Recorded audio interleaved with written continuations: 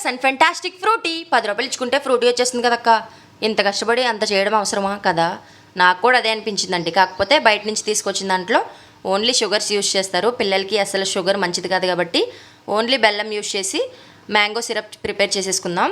ఎన్ని మ్యాంగోస్ కావాలంటే అన్ని మ్యాంగోస్ పీల్ ఆఫ్ చేసేసుకుని చిన్న చిన్న ముక్కలుగా కట్ చేసేసుకుని మిక్సర్ జార్లోకి ట్రాన్స్ఫర్ చేసేసి మెత్తడి పేస్ట్ లాగా ఆడించేసుకుని వేరొక బౌల్లోకి ట్రాన్స్ఫర్ చేసేసి బాగా ఉడికించుకోవాలి. బాగా ఉడికాక 2 కప్పులు మ్యాంగో పల్ప్కి 1 కప్పు అంటే 1/2 కిలో బెల్లం అయితే సరిపోతుంది. అదే కప్పుతో వాటర్ పోసుకుని బాగా దగ్గర పడేంత వరకు కలర్ చేంజ్ అయ్యేంత వరకు మరిగించేసుకుని ఈ కన్సిస్టెన్సీ వచ్చాక నిమ్మబద్ద అరచక్క పిండేసుకుని స్టవ్ ఆఫ్ చేసేసి కూల్ డౌన్ అయ్యాక స్ట్రైనర్లోకి స్ట్రెయిన్ చేసేసుకుంటే పల్ప్ కిందకు వచ్చేసి పిప్పి పైన ఆగిపోతుంది. ఇలా గ్లాస్ కంటైనర్లో 6 months స్టోర్ ఉంటుంది.